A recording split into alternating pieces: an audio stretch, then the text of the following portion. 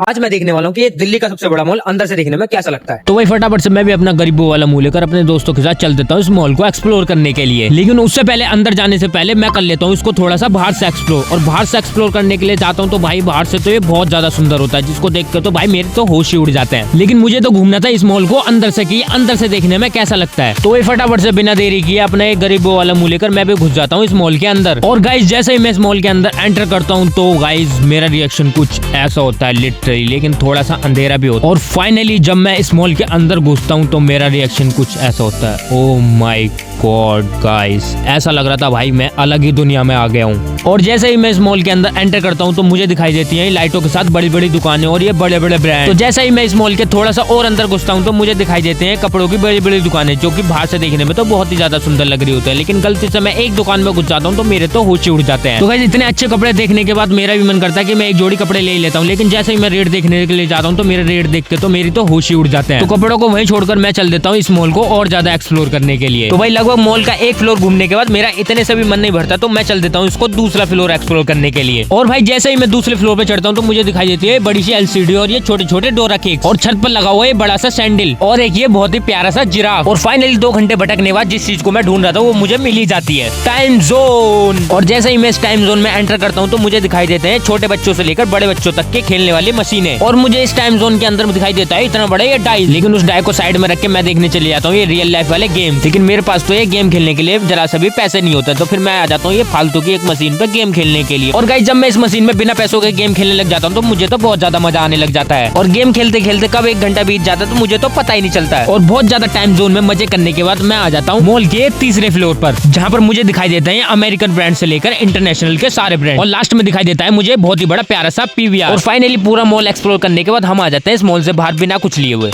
तो सब्सक्राइब करो और ऐसे वीडियोस देखने के लिए।